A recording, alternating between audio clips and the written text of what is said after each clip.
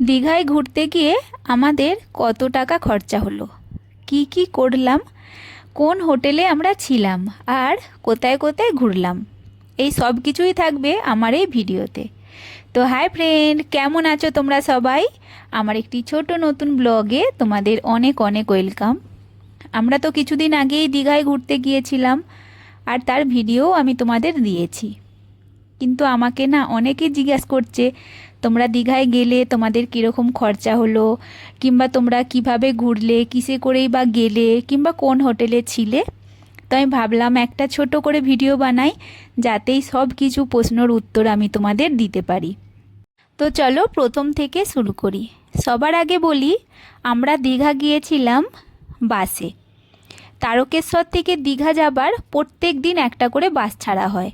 তো ওই বাসেই আমরা দীঘা গিয়েছিলাম। সকাল 6টায় ওই বাসটা ছাড়া হয়। তো আমরা ওই বাসে আগের দিনে টিকিট নিয়ে নিয়েছিলাম। ওখানে গিয়েও তোমরা টিকিট করতে পারো, কোনো অসুবিধা নেই। আমরা আসলে সিটের জন্য আগের দিন থেকে টিকিটটা নিয়ে নিয়েছিলাম। টিকিটটা ফোনে বুক করা হয়েছিল। আমরা তারকেশ্বরে পৌঁছে গিয়েছিলাম সকাল 5:30টায়। ওখানে গিয়ে বাসে উঠে পড়লাম। আর আমরা ওই 11টা 10-15 মতো দীঘায় গিয়ে পৌঁছে গিয়েছিলাম। তো দীঘায় গিয়ে আমাদের নামিয়ে দেওয়া হলো। তারপরে ওখান থেকে আমরা একটা টোটো নিলাম। টোটো খুবই কম, মানে একে মাথা পিছু 10 টাকা করে টোটো ভাড়া। ওরাই তোমাকে হোটেল খুঁজে দেখিয়ে দেবে। আর তোমরা যদি আগে থেকে কোনো হোটেলের কথা জানো, তাহলে তোমরা ওদেরকে নাম বলতে পারো, ওরা সেই হোটেলে তোমাদের পৌঁছে দেবে।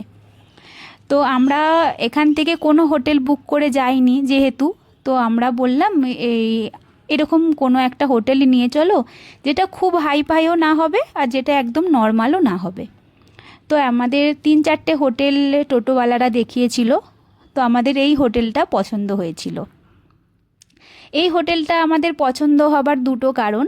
সেটা হচ্ছে এই হোটেল থেকে সমুদ্র ছিল একদমই কাছে, যেটা আমাদের স্নান করার জন্য যেতে আসতে সুবিধা হবে।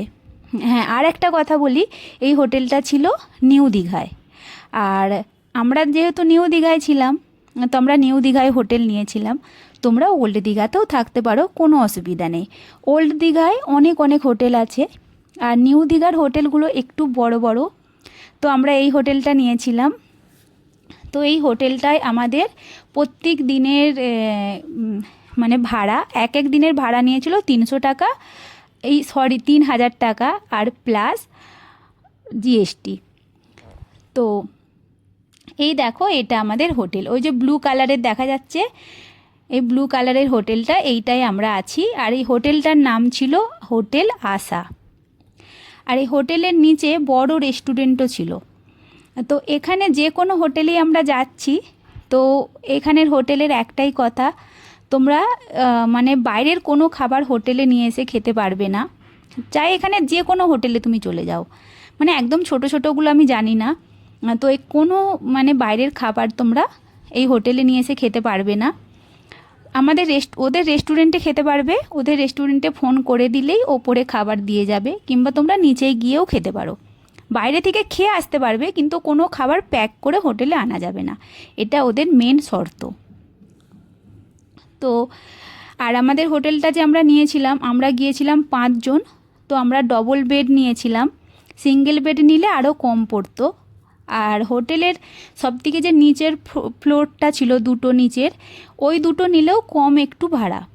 এবার ওপরে যত উঠবে তত ভাড়া বেশি, কারণ ওপর থেকে না সমুদ্রটা পুরো, মানে হোটেলে যত ওপরে ওঠা হচ্ছে, ওই হোটেলের ব্যালকনি থেকে সমুদ্রটা একদম দেখা যাচ্ছে।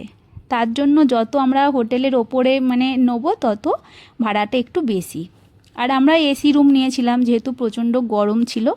তোমরা নন এসিও নিতে পারো, তাহলে ভাড়া একটু কম হবে। তো চলো, এটা তো গেল হোটেলের কথা, এবার আসি ঘোরায়।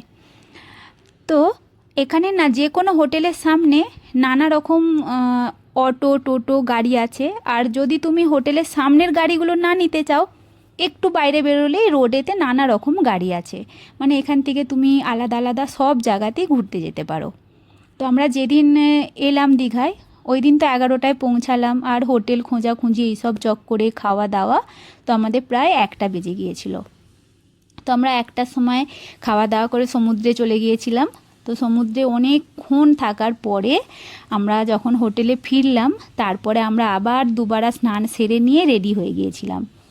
এখানে একটা মানে এই সামনেই আমরা যে নিউ দীঘায় আছি, নিউ দীঘাতে একটা ঢেউ সাগর নামে পার্ক আছে। পার্কটি খুবই বড়। তো তোমরা যারা দীঘায় আসবে, তোমাদের বলছি, নিউ দীঘায় এই ঢেউ সাগর নামে একটা পার্ক আছে। এই পার্কটায় অবশ্যই আসবে। বাচ্চাদের নিয়ে এলে তো অবশ্যই আসবে, খুব ভালো লাগবে। আর সন্ধ্যের দিকেই আসবে এই পার্কটা, কারণ এই পার্কটায় না আলোর মানে নানা রকম আলোর ডিজাইন আছে। আর এখানে খাবার জিনিসও আছে, বাচ্চাদের বড়দের ঝুলা অনেক কিছু আছে এই পার্কটায়। ফটো তোলার নানা রকম জায়গা আছে, ভিডিও বানাবার জায়গা আছে।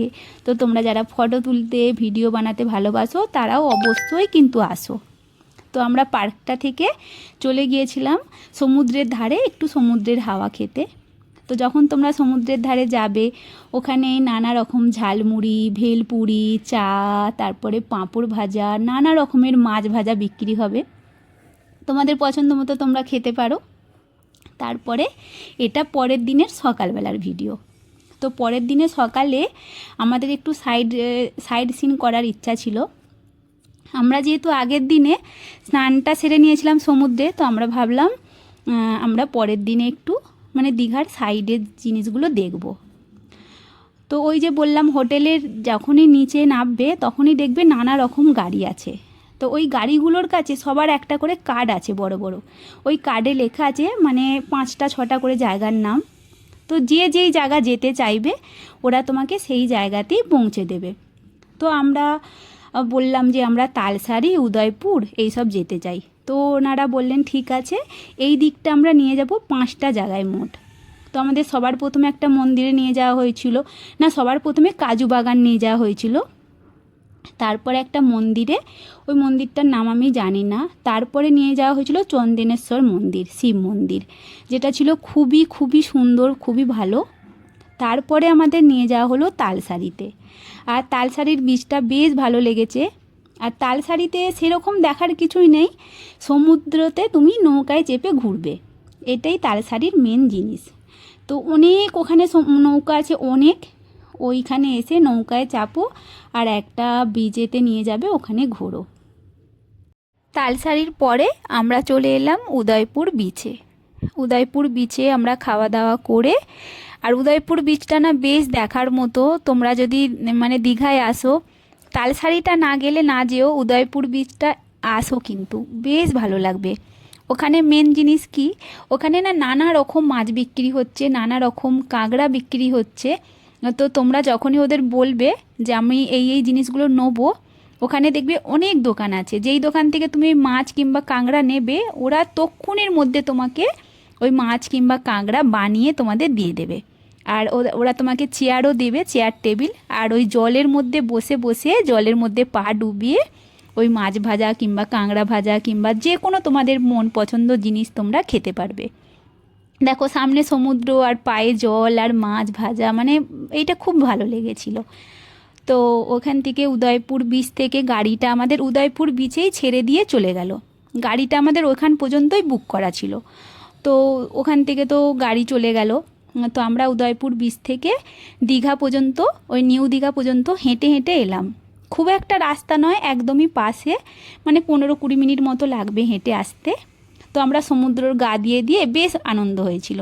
হেঁটে হেঁটে বাড়ি চলে এলাম, মানে হোটেলে চলে এলাম। তারপরে আমরা স্নান টান সেরে সন্ধ্যের দিকে বেরিয়ে পড়লাম দীঘার সব থেকে যেটা মানে ফেমাস জিনিস, সেটা হচ্ছে জগন্নাথ মন্দির, সেটা দেখার জন্য। তো জগন্নাথ মন্দিরে তোমরা যখনই আসবে একটু টাইম নিয়ে আসবে, কারণ মন্দিরটা খুবই সুন্দর আর খুবই ভালো লাগবে দেখতে। তো মন্দিরটা যেহেতু অনেকটাই বড় আর অনেকটা জায়গা নিয়ে অবস্থিত, তো ঘুরতে অনেকটাই টাইম লাগবে। মন্দিরের সামনে তোমরা যখনই যাবে ওখানে জুতো রাখার খুব ভালো ব্যবস্থা আছে, জুতো রেখে তোমাদের লাইন দিতে হবে। তারপরে লাইন দিয়ে পৌঁছে যাবে জগন্নাথ দেবের মন্দিরে। আর মন্দিরে গিয়ে তো কিছু বলারই নেই, খুবই সুন্দর লাগবে, খুব ভালো লাগবে। তো আমাদের ভাগ্যটা একটু খারাপ ছিল, প্রচণ্ড বৃষ্টি শুরু হয়ে গিয়েছিল, তো আমরা বেশিক্ষণ মন্দিরের ভেতর থাকতে পারিনি। আমরা ঘোরাঘুরি করেই চলে এসেছিলাম হোটেলে। তো হোটেলে আমরা যখন আসি তখন 7:30 বাজে। তো আমরা বাইরে থেকে ওই চপ টপ এইসবই খেয়েছিলাম, ছোটোখাটো মাছ ভাজা। তো আমরা হোটেলের রেস্টুরেন্টেই খাবার অর্ডার করে দিয়েছিলাম।